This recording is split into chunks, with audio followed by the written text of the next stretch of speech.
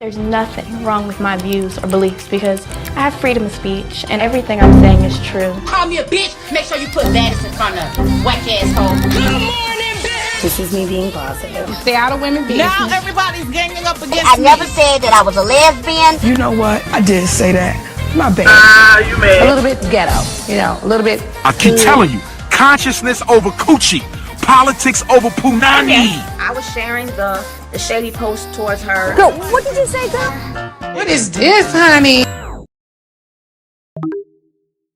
The other day I saw a tweet that said kep1er was supposed to be the group of 4th gen K-pop. Not only did nobody ever say that shit in their lives, but it's completely inaccurate. I mean this in the nicest way possible. If you walked up to random strangers and handed them 7 photos of 4th gen K-pop groups and told them to pick which one they think is the top girl group, I sincerely doubt that any of them would pick kep1er. But let's go back to my original thought. kep1er was destined to fail and the signs were always there. When I say fail, I don't mean statistically. They were gonna sell well, they were gonna have a fan base. It's funny to me how people are suddenly acting surprised about kep1er's career trajectory this far, given that it was a disaster from the beginning, with several of you preying on their downfall since the show began. So in this video, like many others have made, I wanted to give my opinion on kep1er's career. Girls Planet 999 was a survival show that aired in 2021 between August and October, with a total of 99 contestants participating in the show. It planned to form a 9-member girl group consisting of trainees and idols directly from Korea, Japan, and for the first time, China. With this show, mnet returned to their produced style format of survival shows with a few tweaks here and there to escape the shadow of produced, which was hit with a voting manipulation scandal that also plagued several other mnet reality competition shows. Still, same shit, different format. What was interesting and at the same time damning this time around was the temporary cell system. The contestants were grouped into trios, one from each nationality, to prevent bias and help maintain an even number of K, C, and J girls throughout the show. While there could have been benefits of a cell system, pretty much everyone hated it for a number of reasons, and after the first elimination round, they got rid of it. So it clearly served no other purpose than to piss bitches off, and it worked. Even though it was pretty much a continuation of the produced series, it didn't feel like it. Just thinking about it, the energy surrounding Girls Planet is so dark and twisted. People still look back on Produced 101 and Produced 48 with a lot of love, despite it being plagued with vote manipulation. On top of that, the ratings in Korea were very low, and it's been this way for a bit. This could be explained by the fact that the show wasn't intended for the domestic market only, as it was a collaboration project for their app universe, but excuses, like nobody watched that shit. Even then, they were still able to establish an audience and a fandom, which is something we can expect even a Korean squirrel to develop. But we move. This show was poorly planned. Watching the finished project felt like they were in the middle of an idea and had to scramble to come up with something real quick as they were airing. I think the produced format was excellent, but their attempt to separate the two was poorly executed, and they would have been better off calling it Produced 101. Also, the wound was too fresh. They didn't let the dust settle on the fraud scandal or on IZ*ONE's disbandment. They rushed this shit because they needed a new cash cow now that IZ*ONE is gone. I remember the early days of Girls Planet when the coaches and trainers or master were being revealed, and wow, were they in for a rude awakening. Who would be excited to see the vocal coach for kep1er twice? You're behind all this? But even then, these judges just didn't have the same authority as the produced ones. Sunmi and Tiffany were cool, but the other ones are just like, who are you? We went from Baeyoon, Cheetah, Jaya to these motherfuckers, and I just think that's so crazy. It was clear to me that they didn't give a fuck.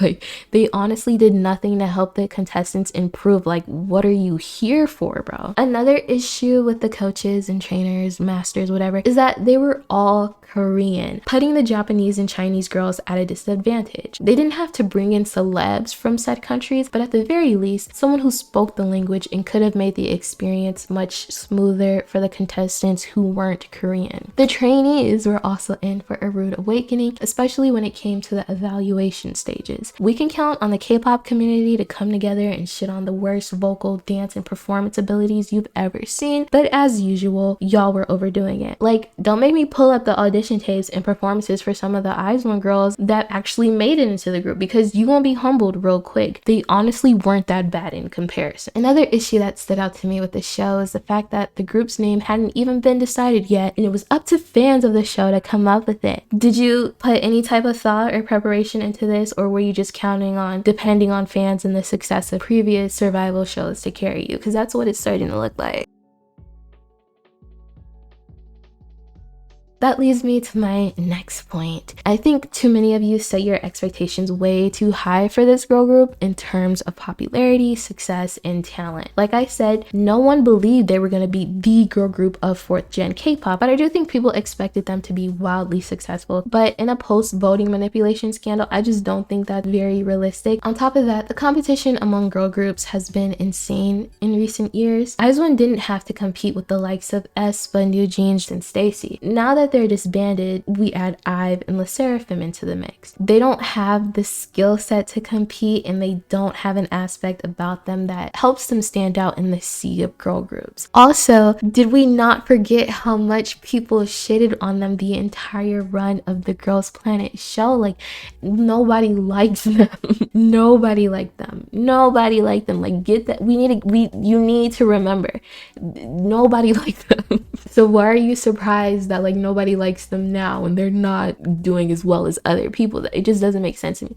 Anyway, onto their skill set. Their skill set is very lacking for the amount of girls in the group. 9 girls in the group whose strongest ability is dance, but can barely hit the 8 counts they are given. They have no real vocalists outside of chaehyun, and at this point, half of them are rappers. A lot of times I see people talk about how Wake One is wasting their potential, but honestly, what potential? As a group, they just don't make sense and never have. You can tell it was fan voted and not by anyone who cared about talent. It's all y'all's fault since y'all were the ones doing the voting. You brought this on yourself. I didn't vote, not one bit. Speaking of members, a lot of Bahi's fans feel like she's being done dirty by the company, and this is why they aren't successful. But I wholeheartedly disagree. She does not possess the skill set and abilities that you all convince yourself that she does. She can barely hold a note. She's not good at dancing or performing, especially in comparison to the people in her group. If she was given the amount of lines and screen time you all think she deserves, kep1er's position at number 982 on Melon would not budge one bit. Shit, it would probably fall. You all have been setting her up for failure. You're saying it makes no sense that she's barely giving anything when she can barely do what she's given. And you know what? That goes for a lot of idols, and I think it's time that we,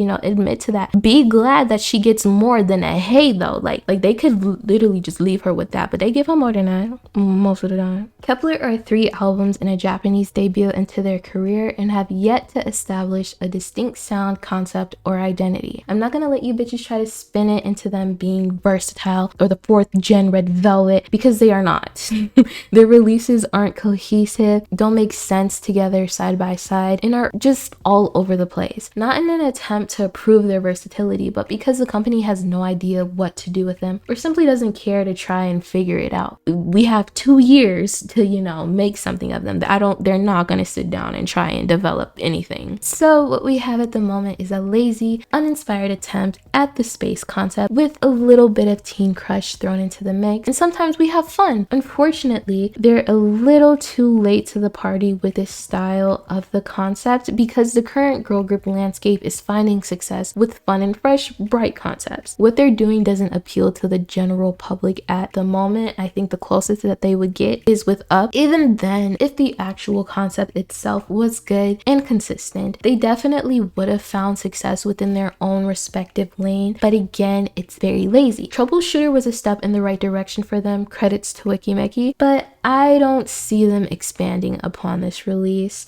and doing similar things in the future. I've seen a lot of people say that the space concept is overdone and saturated, but who the fuck is doing it consistently and dominating the market with it? Who knows what the fuck Luna is doing? Weekly don't have an answer, so they just took what they can and suffered creatively for it. Nobody cares about Everglow. EXO is never coming back. Reverse psychology, they will. GWSN are victims of a money laundering scheme and are never coming back. Reverse psychology, technology again. And WJSN practically have one foot in the grave at this point, and the space concept hasn't been present or relevant to them in a long time. So where's the domination? Where's the oversaturation? Even then, no two groups that I listed have done the space concept similarly, except for Weekly, Steven Asses, and there's still more that we can see done with the concept. We've barely touched Y2K futurism, aka peak space concept. I don't know what aespa's doing, but they have the whole Y2K futurism thing going on, but even then, nobody liked girls, but we moved. I think kep1er could have filled this gap if their management took the time to properly develop something. I think they could have come up with something better and established a unique identity for the girls to then adapt to the current girl group scene where concept, visuals, and aesthetics rule overall.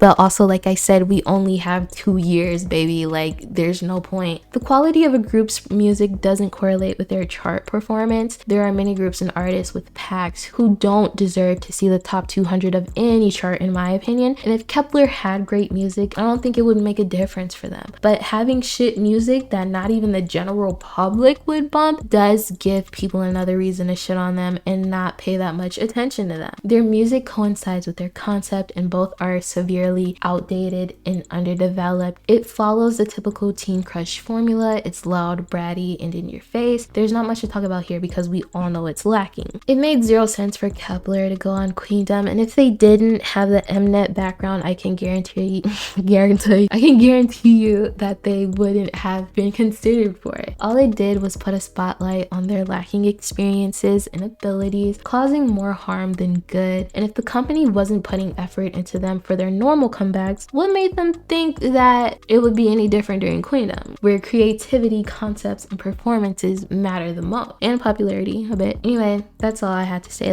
I guess that's my analysis on why kep1er is where they are. Like, when I look at people just questioning why they are doing so horrible, I just feel like I'm on a different planet, because if I remember correctly, everyone was calling them shitter, like no one gave a fuck. Like, you all wanted them to fail, and that's what we got. But hey, that's just me. Anyway, thank you for watching, and yeah, bye.